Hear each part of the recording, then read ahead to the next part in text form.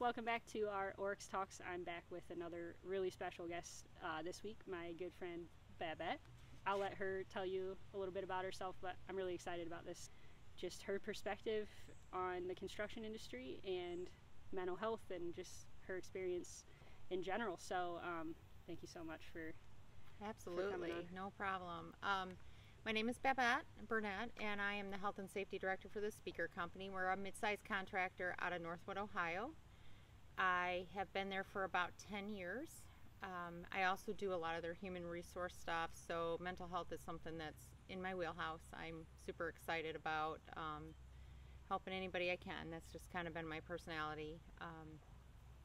You know, I kind of come from a diverse, as they like to call me, the certified do girl. So I do a lot of different things. Okay, so what made you pursue your career in construction? Well, it was kind of one of those things you just kind of fall into. Actually, I was going to school to be a firefighter. Imagine that. I come from a big family of firefighters and police officers, actually out of Michigan, not Ohio. But my mom at the time, I was pretty young, I think just out of high school, a little past high school, and she did certified payrolls for an underground company. They laid pipe, and I needed a job. I had a daughter, and I needed to support her, and she said, would you like to come to work for us doing accounts payable? And I said, sure. And it was kind of neat because I finally got a little bit of background on what goes on in a construction company and how things are done in an underground company. I call them an underground. They do you know, sewers, water mains, that type of thing. They're a whole nother breed. The excavators are in this industry are a different breed. So that was kind of neat. I kind of got to learn what they do. So Yeah. And at that point, it got to the point where they needed people in the field, and they said, hey, we'll give you a pay raise, you want to go out and flag. So here I am standing on the side of the road flagging traffic. So that's kind of how I ended up on the field. So what have you done since then? I know it's been kind of a lot of different things. Yeah. Certified do girl, like I said. Yeah. So from there I went to work for a company I lived in Florida for a few years, and they did concrete restoration out on A1A. So the big tall apartments and condos and beachfront, right out there on the Atlantic. So that was kind of a fun job. Actually, we used to joke a lot with the guys that we used to tell them that in their harness, if they fell, there was a pink slip. It'll pop right out. You know, it was our joke. Of course, that's not true, but it was fun. So I worked in their office. Actually, I was their office manager. So I did their paperwork, their general ledgers, that type of stuff, their payroll, and that was fun for a couple of years. And then I moved back to Michigan and started working for another company, actually out of Florida, but we were building multifamily housing up in Michigan, near MSU actually. Okay. It was not a dorm, but it was near MSU. I started as an office person actually in the field, and that was nice. And I started to do a little safety. That's kind of when OSHA, I mean, although OSHA had been around for a while. Yeah. So it was multifamily housing, you know, 3-story housing. I think there was 12 buildings in this complex. It was sizable. And so I did a lot of their actual administrative work, but I started doing their safety too, because I was there. I was the one that was going to do it. It was kind of pushed to me, and it was kind of, like I said, even though it had been around, it was a little new. Like OSHA was starting to enforce things. Okay, gotcha. And then that was where you went down the safety. Kind of started to veer into the safety a little bit. And actually, after that, you know, we had the crisis of things were starting to slow down, and I actually met somebody that had their own finished carpentry business, and he said, hey, come work for me, we'll do production work. And you know, I didn't have a ton of experience in the field, but I had enough. And so that's where I learned to hang doors and do base and trim and hang cabinets. And so I did that for a few years. I really enjoyed being out in the field. We were non-union, but I learned a whole lot from him, and that was nice. Those are the best kind of experiences, I think. Yeah. After that, I went and worked for a restoration company, and I actually got into the estimating aspect of it, which was nice because I got, especially in that industry, you deal with a lot of insurance companies, so it's a lot of give and take and learning and different programs and how they estimate. So that was neat to learn that side of the business.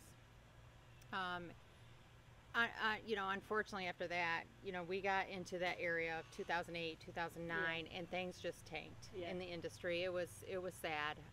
My family happened to open an auction company, and so I became an auctioneer for a few years. I still did carpentry work on the side, so it was kind of a dual thing. But that was a lot of fun for a couple of years. I ended up moving to Ohio, and the first job I took, actually, when I was here, was for a place called Cutting Edge Countertops. They're a granite company in Perrysburg, and I've heard of them. I'm pretty sure. Yeah, they're a bigger one. And I did estimating for them. Actually, that's what I did. Actually, had a customer come in and say, "Hey, what do you know about OSHA?" And I said, "Well, I've got this certification and that certification." And speaker hired me, and my career grew from there. I became a CHST and a COSS, a COSM. All those fun little letters after your name. I can remember that day that I got my first one. I was super excited. I remember coming home to my husband and him saying, "Does it say MD?" And I said, "No." And he goes, "Yeah, it doesn't really matter then." And I was so disappointed. But that was not very nice. After that's my husband, class clown. But after that, I was able to get my CHST, which is a national credential, and I'll never forget that day. I was pretty proud. Yeah. So absolutely. When you accomplish that stuff, it's always it is, and it's not really about the letters themselves. It's here. Yeah. You know what I mean? It's in here. I did that. So. What's one thing you wish you knew starting out at 18? At 18, wow. There's a lot There's of things I wish I knew at 18. As far as the industry goes, I didn't realize how tough it was. And when I say tough, I mean from a female perspective, yes, but it is a tough industry as a whole. And I think it's hard to break in. It's hard to grow respect in the industry. I would agree with that. You're the first female I've had for one of these. It's interesting to get that perspective, like the different perspective from, say, talking to Chris or to my friend Rob, or they've definitely had their struggles and the things that are hard, but hearing your story, the things you and I have talked about on the side, they're so much different than what. Yeah, is it that different? It is. It really is. I think because it's tough. That there's no secret. Like it's no secret. You have to be pretty tough to be in the industry. Right. That stuff comes really, I think, more natural to guys, where I think women kind of have to work harder at that to kind of have that thick skin. Yeah, absolutely. But I got to tell you, the one thing that I've learned over the years is it is just as hard for the male as it is the female. I believe that. Yeah, maybe in different ways, but just as hard. Exactly. That's what I was just gonna say. It's two totally different situations, but it is just as hard. Yeah. Because we all have those things that affect us in different ways, and whether it's your nationality is different, whether you're female, whether you're heavy, whether you're skinny, maybe you can't lift as much. Everybody's got something, especially in this industry, that makes them feel like inadequate. An outcast or inadequate. That's a really good word, Lindsay. That's inadequate. Yes, absolutely. And I think that's probably a big reason why mental health runs so rapid through. Absolutely. Yeah. So on a lighter note, what are some of your favorite memories? Oh goodness. Let's see. Some of my more favorite memories. Are we referring to the mental health aspect, or just in the industry at all? Just in general.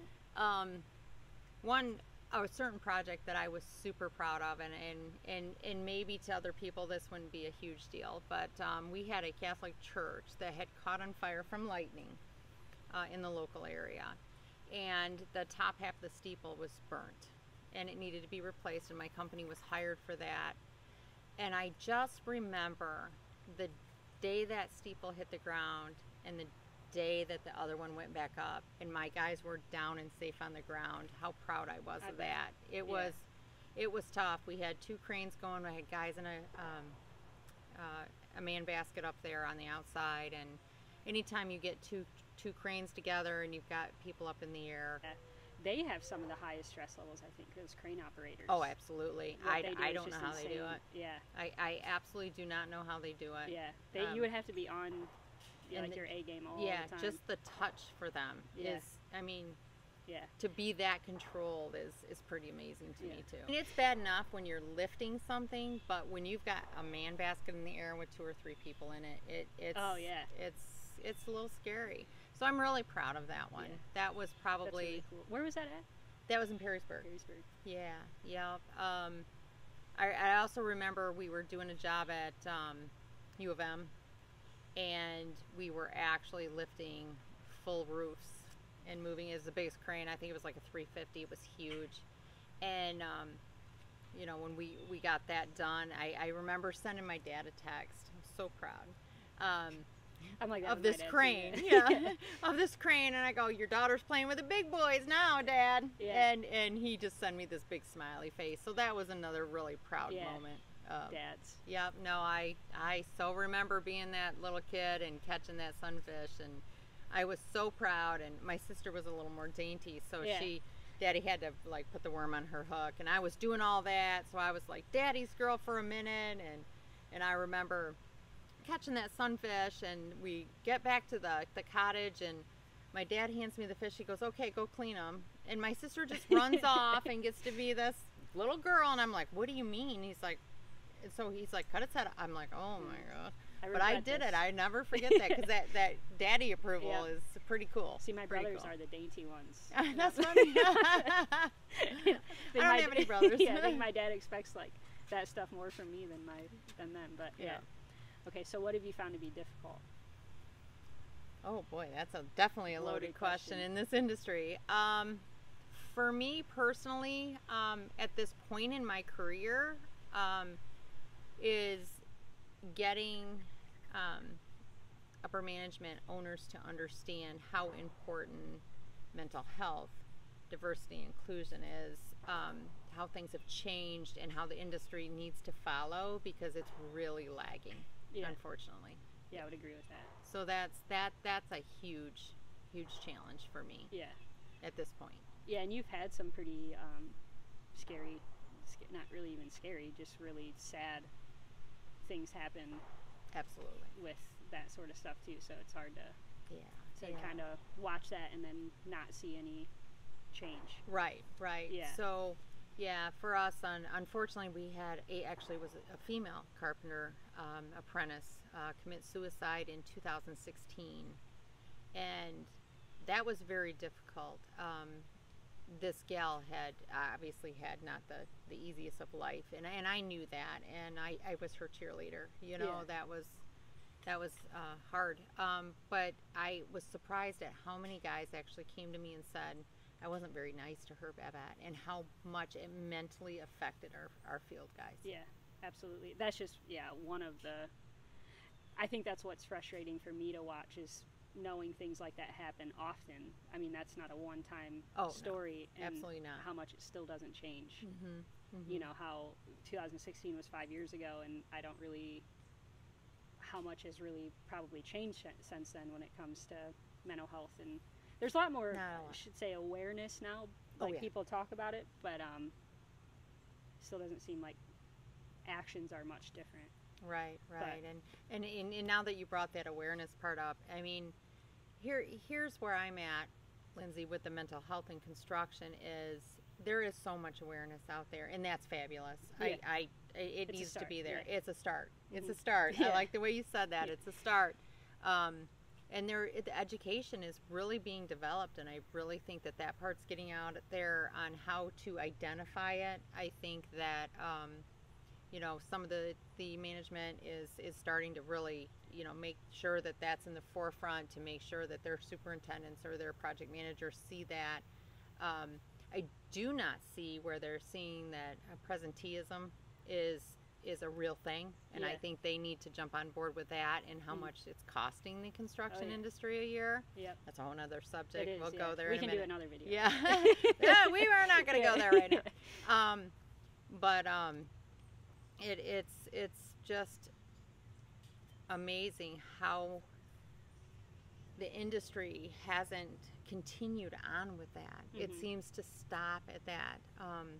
You know, there's so many, you know, we talk about union and non-union, and I won't get into that aspect either, but even the, you know, the union constructions, they have EAP programs, and I'm not saying, I'm going to say, I don't want to say I'm not a big fan, but I just don't think that it's working for our industry. Yeah. And I think they know you feel that way. So I know. It's no secret. It's no secret. It's no yeah, secret. it's no secret.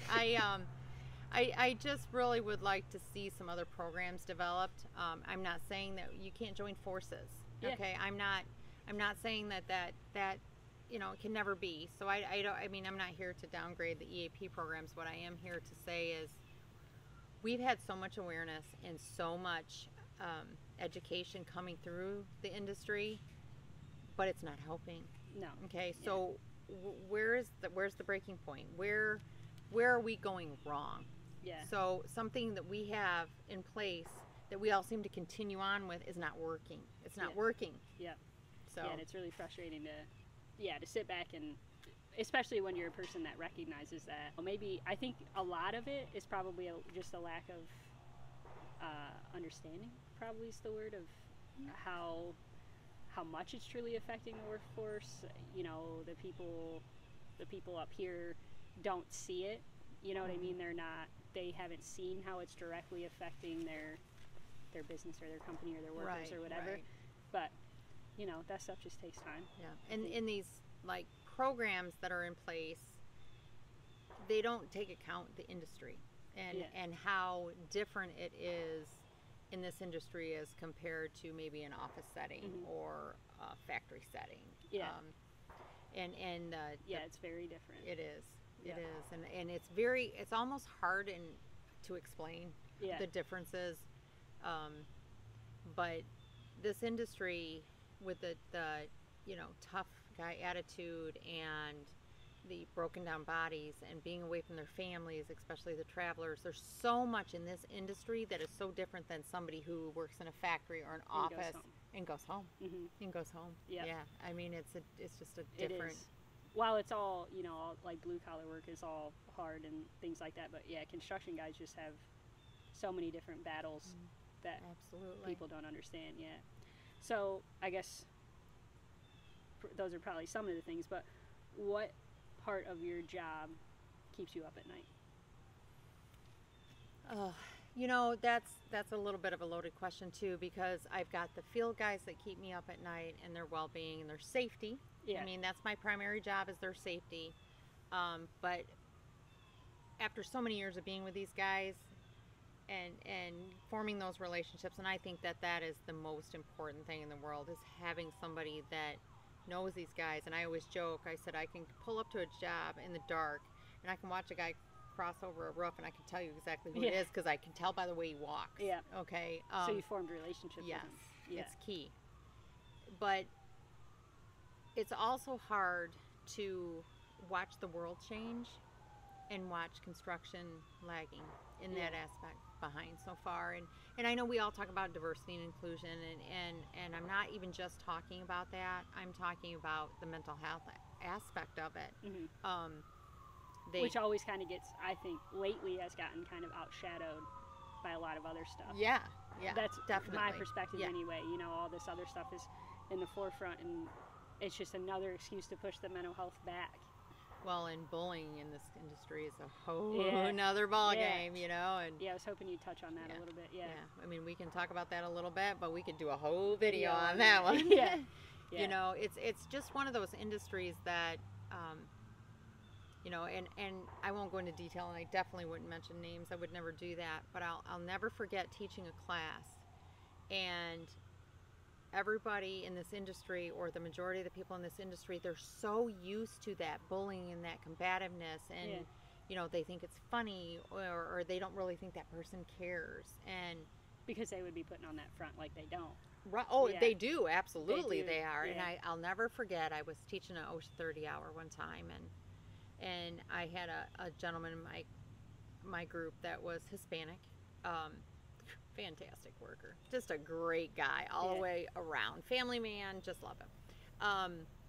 But I remember them saying, oh, he doesn't care when we, you know, say, hey, we need 5 more of you, or we need this, or, you know, blah, blah, blah, blah, blah. And they're referring to his background or how hard Hispanics, you know, work. I mean, we all know the jokes, And I remember looking at him and I said, how do you feel about that? I go, does that ever bother you? And he stopped and he looked at me, and I had known this guy for many years, and he said, yeah, it does, Babette. And he said it in front of like 30 construction workers. I was like, good for you. Go you. Yeah. Go you. Yeah. Because that would be a real eye-opener for guys. Like, oh, well, we were just joking, or... Yeah. And they don't realize, and it's funny because I remember one of the guys calling one of the girls a heifer one day, and somebody they'd known for years, and it was like a joke to him. You know, it wasn't, I don't even think he meant anything by it. Yeah. I truly don't, as I didn't think that the guys really felt that way about this guy, because he is awesome. They all want him on his job, their jobs. You know, I don't think they did, but I don't think they mentally realize how much it affects that person, whether you think it does or not. Oh, we're just joking. You know, I can call her fat anytime I want, or, you know, I can call him Mexican or make Mexican jokes or da da da da da. And he doesn't, just because somebody doesn't react doesn't mean that mentally it's not bothering. Well, they're probably afraid to react. Exactly. Especially in this industry. Yeah. For sure, because then it turns to a whole different thing where, oh, you're just being soft, or you're being a baby, or you know, absolutely, lighten up. Yeah, I can see that. Like, I've noticed that trend too. Yeah. The bullying. The bullying is horrendous. But it's not even just on the job sites specifically either. I think it's even in like the offices sometimes. Oh, absolutely. Yeah. You know, I've noticed that a little bit too. Like, it's kind of at every level. Sure. Yeah. Sure. So that's another aspect to think about when it comes to why mental health is such an issue. So, it is. Yeah. So how do you manage those difficulties? Oh, well, I'm lucky enough to have been here for 10 years, and I have 80 to 100 guys that they know me. I formed that relationship. They trust me. They know I'm not going to backdoor them. They know that I'm just going to be frank and honest with them, and if there's an issue, I call a spade a spade. Yeah. And I think that helps a lot. You know, I have no problem going to somebody and saying, this is not acceptable. Yeah. Well, blah, blah, blah, blah. And I'm the first one I'll joke with these guys, and, you know, we get combative, or, you know, and I'm good with that. But there's that limit, you know, that, and they know when I say enough's enough, that so being works. Assertive. Yes, and it works for me. It's not always that way. There's so many companies out there that don't have a Babette, as they call it, you know, that these guys can go to, and you know, that they would do anything for that person or figure it out. And that was always my joke, you know, you can call me any time of the day or night, but it better be important. And if you call me drunk for a ride home, that's not happening. That's not what I'm talking about. So it just gets lost. These guys get a little lost in the system. Yeah. You know, and again, you know, you got union and non-union, and I haven't worked for a non-union company for so many years to see if there's that family atmosphere there, so I can't really comment on that right now. But in the union industry, it's the unions are kind of the parent company, if you know what I mean. And I try to explain that to people, that we kind of rent these guys from the union. The company I work for is fabulous. We're a family company. We've had the same guys pretty core for years and years and years, and so it's a little bit different aspect there. I'm just learning about all that. You know, union is so heavy here where we live. It is, sort of familiar with it. My dad's been in the local 18 for 31 years or something like that, but luckily he's been with Rudolph Libby for like 25 of those years, so he really feels like a Rudolph Libby employee. But that's been an interesting thing for me to learn about, how they really are kind of rented from the unions, which is really just a whole different, because they do get lost. They do get lost in the system. Yeah, especially when the mental health stuff. Yeah. I mean, because if you guys get somebody out on a job site and then they get sent back to the hall or whatever, you don't have any idea what happens to them. Yeah. Yeah.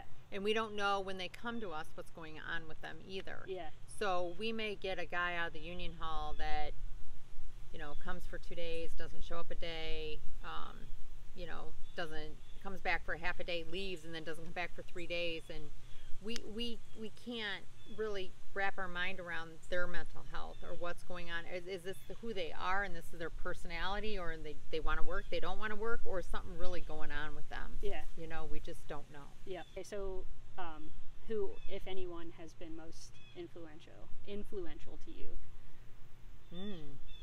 Well, let's think about that one for a minute. As far as the mental health part of it goes, I'm going to go back to my carpenter.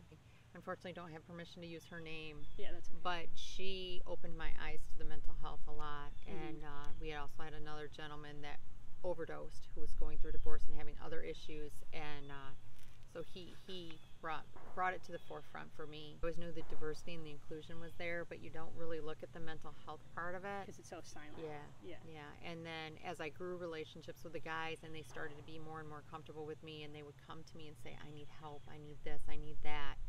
All of a sudden it was like right there in my face. So I'm going to say those guys have been really influential with me. You know, the people have come to me and said, hey, I need some help, or the ones that I didn't know needed help. Yeah. That's big. As in the construction industry as a whole, and you know, being female, and I'll go back to Mary Gregory. I'm gonna be honest with you, she's pretty amazing. Yeah. Strong. Heard good things. At least it opened your eyes. It did. Yeah. Which we all need that at some point or another. Hopefully it doesn't keep happening. Hopefully we don't keep having these eye-opening moments, especially for their sake and for their honor. We owe it to people like that to make some steps. So that's my take on it anyway. Okay, last one. Sure. If you could, say, put a sign up on any construction site that gives advice to people or something inspiring to the guys and ladies on the job site every day. Something inspiring. Yeah. Oh, wow. What would be your advice? Oh goodness, that's a big one. Yeah. What would be my advice?